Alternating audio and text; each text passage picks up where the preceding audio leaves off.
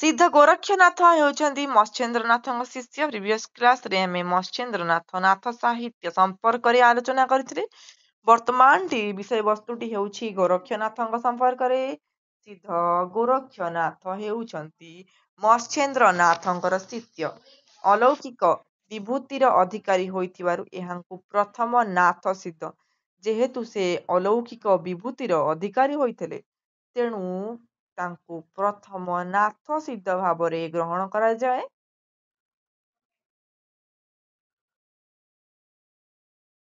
ନେପାଳରେ ସେ ନେପାଳ ସିଦ୍ଧ ଭାବରେ ପରିଚିତ। ନେପାଳ ଦେଶର ଏକ କିମ୍ବଦନ୍ତୀ ଅନୁସାରେ ସେ ସତ୍ୟ ଯୁଗରେ ପଞ୍ଜାବରେ ଜନ୍ମଗ୍ରହଣ କରିଥିଲେ। ସେ 200 ବର୍ଷରୁ ଅଧିକ କାଳ ବଞ୍ଚିଛନ୍ତି। ଗୋରକ୍ଷନାଥ 200 ବର୍ଷରୁ ଅଧିକ କାଳ ବଞ୍ଚିଛନ୍ତି ଏବଂ ନାଥ ଧର୍ମର ପ୍ରସାର ପ୍ରଚାର କରାଇଛନ୍ତି। ଡକ୍ଟର ଦୋଳଗୋବିନ୍ଦ ଶାସ୍ତ୍ରୀ ତାଙ୍କ ବିଷୟରେ କୁହନ୍ତି, ଗୋରକ୍ଷନାଥ କଳିଙ୍ଗ ସୀମା ପରିସରଭୁକ୍ତ ଗୋଦାବରୀ ନଦୀ ତଟବର୍ତ୍ତୀ ଚନ୍ଦ୍ରଗିରି ଠାରେ ନବମ ଶତାବ୍ଦୀର ଶେଷ ପାଦରେ ବୈଶାଖ ପୂର୍ଣ୍ଣମୀ ଦିନ ବ୍ରାହ୍ମଣ ବଂଶରେ ଆବିର୍ଭୂତ ହୋଇଥିଲେ। ତାହେଲେ କଣ ତାଙ୍କ ବିଷୟରେ ଆଲୋଚନା କରାଯାଇଛି? ଗୋରକ୍ଷନାଥ ଯିଏ କଳିଙ୍ଗ ସୀମା ପରିସରଭୁକ୍ତ ଗୋଦାବରୀ ନଦୀ ତଟବର୍ତ୍ତୀ, ମନେ ରଖନ୍ତୁ, ଚନ୍ଦ୍ରଗିରି ଠାରେ ନବମ ଶତାବ୍ଦୀର ଶେଷ ପାଦରେ ବୈଶାଖ ପୂର୍ଣ୍ଣିମା ଦିନ ବ୍ରାହ୍ମଣ ବଂଶରେ ଜନ୍ମଗ୍ରହଣ କରିଥିଲେ। ସେ ଓଡ଼ିଶା ସମେତ ସମଗ୍ର ଭାରତ ବର୍ଷରେ ପ୍ରାୟ 2 ଶତାବ୍ଦୀରୁ ଅଧିକ କାଳ ନାଥ ଧର୍ମର ପ୍ରଚାର କରି ଦ୍ୱାଦଶ ଶତାବ୍ଦୀର ପ୍ରଥମ ଭାଗରେ ଦେହତ୍ୟାଗ କରିଥିବା ସମ୍ଭବ ଜଣାଯାଏ। 200 ବର୍ଷରୁ ଅଧିକ ବଞ୍ଚିଛନ୍ତି। ଗୋରକ୍ଷନାଥ କୃତ ସଂସ୍କୃତ ସିଦ୍ଧ ସିଦ୍ଧାନ୍ତ ପଦ୍ଧତି ଓ ଓଡ଼ିଆ ଶିଶୁବେଦ ନାଥ ଧର୍ମର ବିଷୟକ 2ଟି ପ୍ରମାଣ ଗ୍ରନ୍ଥ। 2ଟି ନାଥ ଧର୍ମର ପ୍ରଧାନ ଗ୍ରନ୍ଥ ଯୋଉଗୁଡ଼ିକ ରହିଛି, ଗୋରଖନାଥ କୃତ ସଂସ୍କୃତ ସିଦ୍ଧ ସିଦ୍ଧାନ୍ତ ପଦ୍ଧତି, ଓଡ଼ିଆର ଶିଶୁବେଦ। ଶିଶୁବେଦକୁ ଆମେ ପଞ୍ଚମ ବେଦ ଭାବରେ ଗୃହୀତ କରିଥାଉ। ସେ 2ଟି ହେଉଛି କଣ ନା ଗୋରକ୍ଷନାଥଙ୍କର ବିରଚିତ ନାଥ ସାହିତ୍ୟର ମୁଖ୍ୟ ଗ୍ରନ୍ଥାବଳୀ।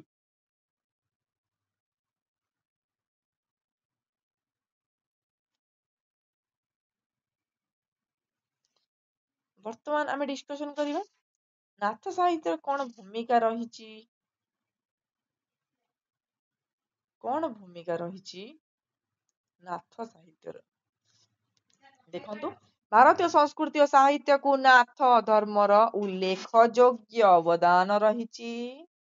ପ୍ରଥମେ ଚର୍ଯ୍ୟା ସାହିତ୍ୟ ସୃଷ୍ଟି ହୋଇଥିଲା, ତତ୍ପରେ ନାଥ ସାହିତ୍ୟ ବିକାଶ ଲାଭ କରିଥିଲା। ଏହି ସୂତ୍ରରେ ଓଡ଼ିଆ ସାହିତ୍ୟକୁ ଏହି ଧର୍ମର କଣ ରହିଛି ନା ଯୋଉ ରହିଛି ଭୂମିକା, ଏହି ଧର୍ମର କିଛି କମ୍ ନୁହେଁ, ଅବଦାନ କିଛି କମ୍ ନୁହେଁ। ନାଥ ଧର୍ମ ଓ ଦର୍ଶନ ଦ୍ୱାରା କଣ ହୋଇଛି ନା ସାରଳା ସାହିତ୍ୟ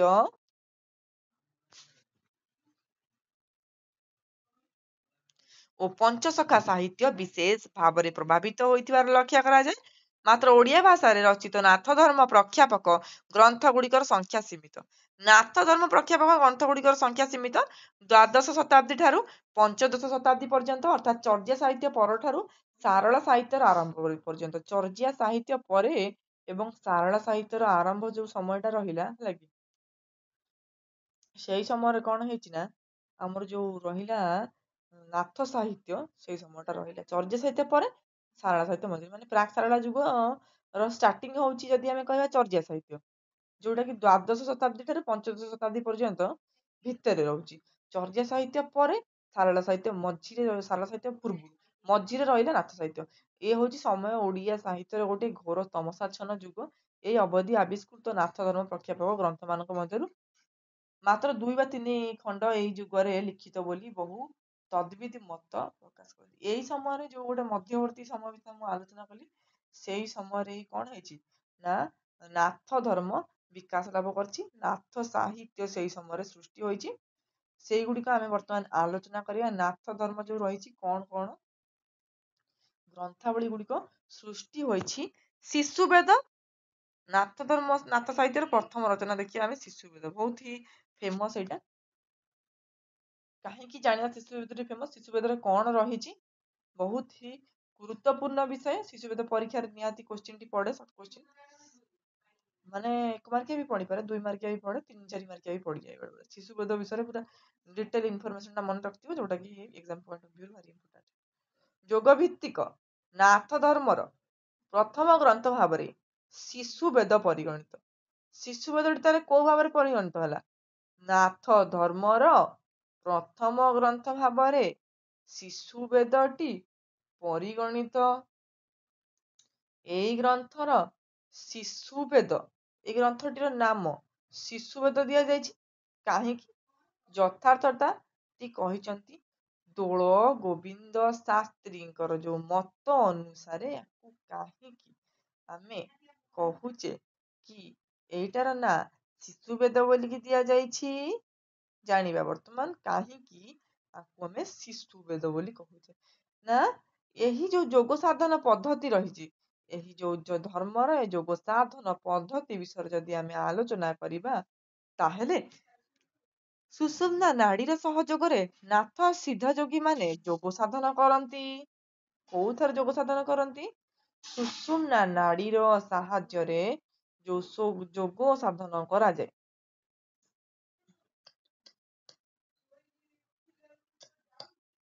ସେଥିପାଇଁ ନା ଶିଶୁ ବେଦ। କିନ୍ତୁ ସୁଷୁମ୍ନା ତ ସୁ ରହୁଛି, ଦନ୍ତେଶ ରହୁଛି ଆଉ ମୁଦ୍ନେଶ ରହୁଛି। କିନ୍ତୁ କିମତି ଭାବରେ ଏଇଟା ତାଲବେଶ ହୋଇଯାଇଛି ସେଇ ବିଷୟରେ ଆଲୋଚନା କରିବା। ପ୍ରଥମେ ଶିଶୁ ବେଦଟା ଅଲଗା ପ୍ରକାର ଲେଖା ହଉଥିଲା। ଏଇ ଦେଖନ୍ତୁ, ଶିଶୁ ବେଦରେ ପ୍ରଥମେ ଲେଖା ହଉଥିଲା ଯୋଗ ସାଧନ ତତ୍ତ୍ୱ ପ୍ରଣାଳୀରେ ଯେଉଁ ଶାସ୍ତ୍ର ନିର୍ଦ୍ଦେଶ କରେ ତାହା ସୁଷୁମ୍ନା ବେଦ ବା ଶିଶୁ ବେଦ। ଦନ୍ତେଶ ହର୍ଷେଇକାରେ ମୁଦ୍ନେଶ ହର୍ଷଉକାରେ ଶିଶୁ ବେଦ ଥିଲା। କିନ୍ତୁ ସୁଷୁମ୍ନା ଶବ୍ଦଟି କାଳକ୍ରମେ ଲିପିକାରଙ୍କ ଅସାବଧାନତା ହେତୁ କିମ୍ବା ଅଜ୍ଞାତ ବଶତଃ ଏଇ ଯୋଉ ତାଲବେଶ ହର୍ଷେଇକାରେ ତାଲବେଶ ହର୍ଷଉକାରେ, ମାନେ ଆମେ ଯୋଉ ଶିଶୁ ଛୋଟ ପିଲାକୁ ଯୋଉ ଅର୍ଥରେ ବ୍ୟବହୃତ କରାଯାଏ ଯୋଉ ନାଁଟା, ସେଇ ଅର୍ଥରେ ଏଟା ପରିଗଣିତ ହୋଇଯାଇଛି। ହେଲା କି? ତ ତା ନାଁଟା ଚେଞ୍ଜ ହେଇକି କଣ ହେଇଗଲା ନା ତାଲବେଶ ହେଇଗଲା। ତାଲବେଶ ଯେମିତି ବର୍ତ୍ତମାନ ହେଇଗଲା, ଅତଏବ ଏହାର ପ୍ରକୃତ ବନାନ ହେଉଛି କୋଉଟା? ଯୋଉଟା ସୁଷୁମ୍ନା ନାଡିରୁ ବାହାରିଛି, ଦନ୍ତେଶ ମୁଦ୍ନେଶ ହେବାଟା ଅଧିକ ଯୁକ୍ତିସିଦ୍ଧ। ଏବଂ କିନ୍ତୁ ଯୋଉଟା ଲେଖିଲେ ଠିକ ହବ, ନାଇଁ କି ଏଇଟା ଲେଖିଲେ ଠିକ ହବନି, ସେମିତି ନାହିଁ। ଯେହେତୁ ଦିଟା ଯାକ ବ୍ୟବହାର ହଉଛି, ତେଣୁ ଦିଟା ଯାକ ଲେଖିପାରିବା। ମାତ୍ର 25 ଗୋଟି ଶ୍ଲୋକର ସମାହାର ଗ୍ରନ୍ଥଟି ମାତ୍ର 25 ଗୋଟି ଶ୍ଲୋକ ରହିଛି। ପ୍ରଥମେ ଗୋଟିଏ ଶ୍ଲୋକ, ପରେ ତାର ଗଦ୍ୟ ରୂପ, ଗୋଟିଏ ଶ୍ଲୋକ ତାର ଗୋଟେ ଗଦ୍ୟ ରୂପ। ଦେଖନ୍ତୁ, ଇଏ ହଉଛି ଶିଶୁ ବେଦର ଗୋଟେ ଶ୍ଲୋକ। ସର୍ବଚଳଇ ନଚଳଇ ଏକେ ନପସଇ ନପୁରଇ ନରହଇ ଶେଷେ ଅହର୍ନିଶି ବରସଇ ନତିନ୍ତଇ ସେ ଯେ ଖଡରେ ହାଣିଲେ ନ ଛିଡଇ ସେ। ଯେ ଏଠି କଣ କୁହାଯାଇଛି? ଏଠି କାହା କଥା କୁହାଯାଇଛି? ଏଠି ପରମ ବ୍ରହ୍ମଙ୍କ କଥା କୁହାଯାଇଛି, ଶୂନ୍ୟ ବ୍ରହ୍ମଙ୍କ କଥା କୁହାଯାଇଛି। ଅର୍ଥ ଶବଦ ଗୁରୁଚରଣେ ପୁଛିଲେ ପାଇବା, ସେ ରୂପେ ବାହାର ଅଚଳ ଶୂନ୍ୟ ରହିଛି ମେରୁର ଭିତର। ସେ ଯେ ନିରଞ୍ଜନ ଅଖଣ୍ଡିତ ଶୂନ୍ୟଟି, ସେ ଦୁଇଙ୍କର ରୂପରେଖ ନାହିଁ ବାହାରେ ଚକ୍ଷୁ ଭିତରେ ନିରଞ୍ଜନ ସୁନା ପରା ଦେଖୁ କହିଲେ, ଏହାକୁ ନିଷ୍ପତ୍ତି ଯୋଗ କହି। ଓକେ, ଏହାର ଭଣିତା ହେଉଛନ୍ତି ଗୋରଖନାଥ। ଭଣିତା ମାନେ ଜାଣିଛୁ, ରଚୟିତା। ଗୋରଖନାଥଙ୍କ ସମୟ ଖ୍ରୀଷ୍ଟୀୟ 10ରୁ 1200 ଶତାବ୍ଦୀ ପର୍ଯ୍ୟନ୍ତ ଅନୁମାନ କରାଯାଏ। କେହି କେହି ଗବେଷକ ଶିଶୁ ବେଦକୁ ଏହି ସମୟର ରଚନା ବୋଲି କୁହନ୍ତି। ଡକ୍ଟର ବଂଶୀଧର ମହାନ୍ତିଙ୍କ ମତରେ ଏହା ଖ୍ରୀଷ୍ଟୀୟ 1400 ଶତାବ୍ଦୀର ରଚନା। ଏହାକୁ ରଚନା କରି କେହି ପରବର୍ତ୍ତୀ କାଳୀନ ନାଥସିଦ୍ଧ ଏହାର ମହତ୍ତ୍ୱ ବୃଦ୍ଧି କରିବା ଉଦ୍ଦେଶ୍ୟରେ ଗୋରକ୍ଷନାଥ ନାମ ଯୋଗ କରିଥିବାର ମାନେ ଭାବନ୍ତି, ଅନୁମାନ କରାଯାଉଛି।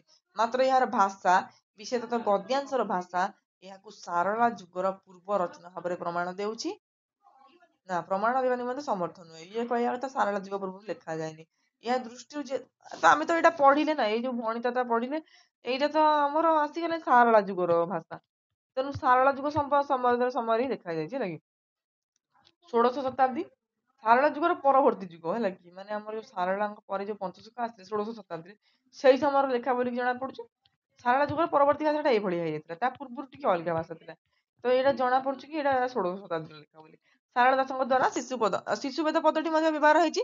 ପ୍ରାକ୍ ସାରଳା ଯୁଗର ରଚନା ଭାବରେ ଅନେକ ସମାଲୋଚକ ଗ୍ରହଣର ଆଗ୍ରହୀ କରନ୍ତି।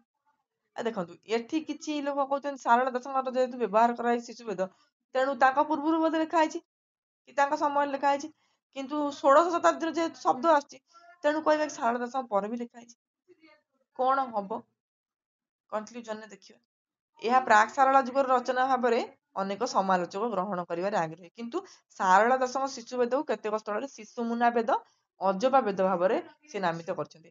ଏହା ଏକ ପାରିଭାଷିକ ପଦ ଯାହା ସାନ୍ଥ ସାହିତ୍ୟରେ ହଠ ଯୋଗ ସାଧନାର ନାଦ ବ୍ରହ୍ମ, ଅନାହତ ଧ୍ୱନି, ମହାବ୍ରହ୍ମ ଜ୍ଞାନ ଆଦି ଅର୍ଥ। ଦେଖନ୍ତୁ ଶିଶୁ ବେଦଟି ଯୋଉ ଶାରଳାଙ୍କ ସାହିତ୍ୟରେ ଦେଖିବାକୁ ମିଳେ, ତାର ଅର୍ଥ ହଉଛି ସେଟା ଶିଶୁ ମୁନା ବେଦ ଆମେ କହିପାରିବା କିମ୍ବା ଅଜପା ବେଦ କହିପାରିବା, ଯାହାକି ଶିଶୁ ବେଦ ପୂର୍ବରୁ ବି ହେଇପାରେ। କାହିଁକି ନା ଶିଶୁ ବେଦର ଗୋଟେ ନିର୍ଦ୍ଦିଷ୍ଟ ଅର୍ଥ ରହିଛି।